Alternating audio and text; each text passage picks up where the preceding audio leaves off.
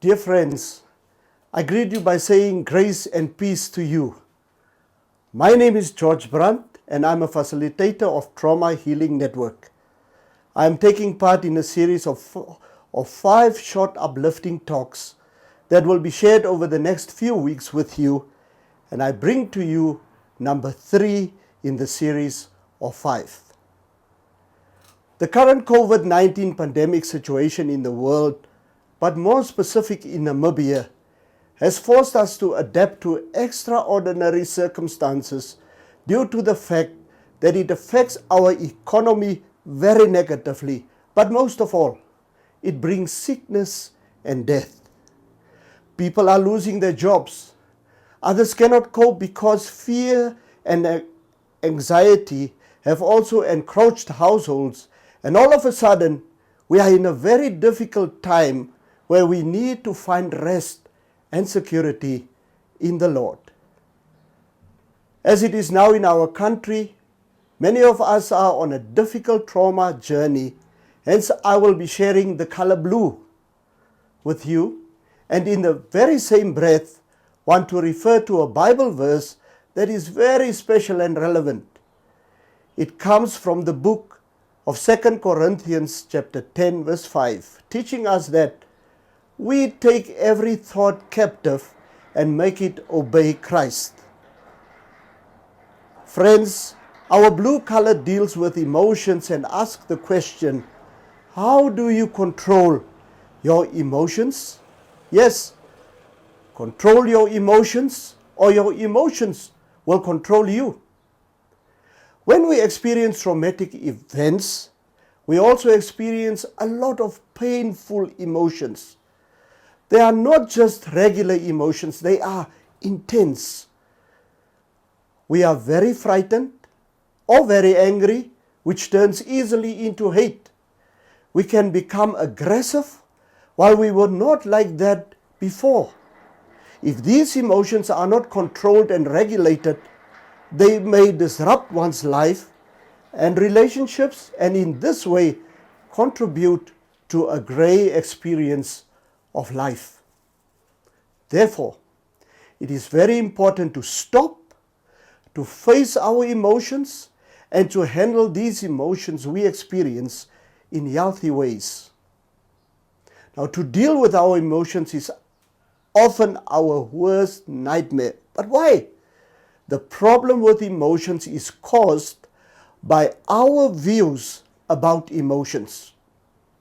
And in this way, we tend to get rid of the negative. We tend to minimize, deny, or cover up our emotions. Remember, we normally say it's not that bad. Other people are far more worse off than me. Or we rather keep it in. Or we use the standard like, I'm well, I'm a man, I'm doing well, I can't complain. Why do we do that? It is because we have never learned how to deal with our emotions as a child. We were taught only to show the shiny parts, positive emotions, when we are well. It is also too painful. We have a natural tendency to run away from pain. It's not all of us that can handle pain. Therefore, most of us like to run away from our pain. It is seen as a weakness also to show our emotions, especially with men. Remember how we were taught? Men don't cry. We have become tough by life challenges and learn to suppress our emotions so that we are not touched or moved by any new event. This is a form of self-protection. This is what we normally do, is to suppress our emotions. That's the easiest way out. Now, friends, any traumatic event involves a lot of different emotions. As we go through the event in our minds over and over again, in order to try to understand what happened, we experience emotions like confusion, anger, guilt, blame, sadness, powerlessness, fear, and hopelessness. Even frustration, which is often the cause of anger, guilt, sadness, or fear, or a mixture of these. We are going further by saying that to be healed from traumatic events, we need to get the pain in terms of our emotions. We need to get it out. We need to voice our pain. So what we are saying is that pouring out our emotions bring healing in our hearts. Our trauma reactions will then become less and less intense. There are various ways to pour out our emotions, like talking about it, writing, drawing, make a drawing about it, a specific activity, even screaming. To keep emotions inside one's heart is like locking them up. And this is just the opposite of bringing emotions out. The consequence, once emotions are then bottled up inside, these emotions do not get out, while God created us with a natural tendency to get emotions out in order to stay healthy human beings. We need to know that bottled up emotions are dangerous. So what we just said here, friends, is that the more we speak about our pain, the more we speak about what we experience inside, the better we will feel, will become, and will get our healing. So pain and frustration build up to a point where it cannot be held inside anymore. And what happens with our emotions if we bottle it up? Bottled up emotions work just in the same way as a pressure cooker. A pressure cooker has a nozzle to release the pressure in a healthy way, but if the nozzle is closed, it becomes dangerous because it can explode, causing a lot of damage in the kitchen. Now, in the same way, we easily explode in situations when we never have a healthy outlet for our bottled up emotions. Emotions that are bottled up will control you. I want to repeat this again. Emotions that are bottled up will control you.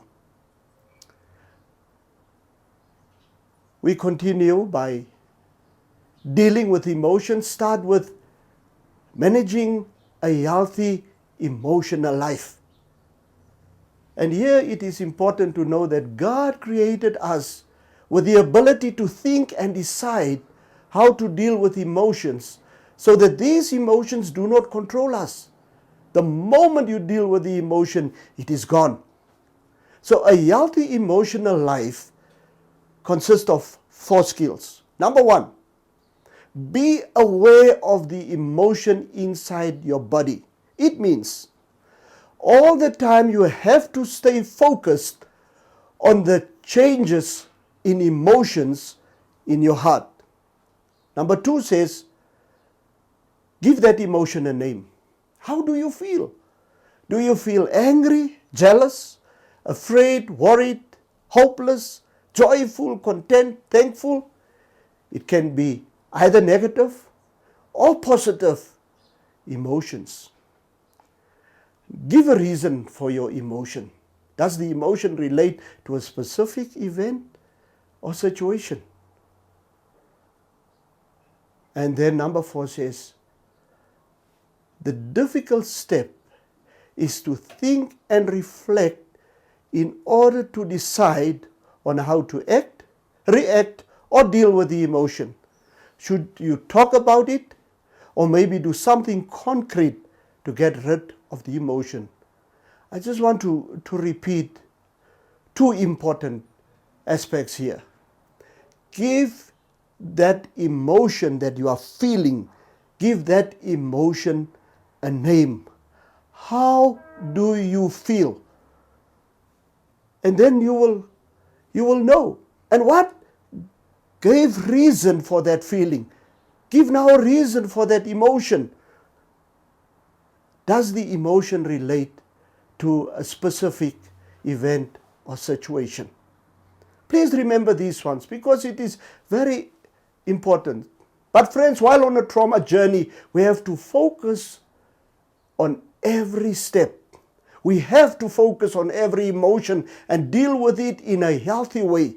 Be careful of one's actions and reactions all the time. Friends, I want to conclude my short talk by leaving you with an action to be done as an individual, or you can discuss it with your partner or friend, or even discuss it as a family. Namely, number one, how successful do you manage your emotions? I want to repeat that. How successful do you manage your emotions? And number two, what can you do better? How can you improve your emotional life? So thank you. I hope you have enjoyed the blue lesson. All the best and take care of your emotions. God bless. You are all welcome to get in contact with us during this time. If you want to share with us something from your own life, a short testimony, please let us know about that. Or if you need some more information about the Trauma Healing Network, of what we are doing, how we can help you, even maybe counseling, please contact us. The numbers and the email that you are seeing on the screen. 083 333 7789 during office hours. You can contact us there, or you can send an email to colorme2@thnam, one word, .org.na. We would like to hear from you.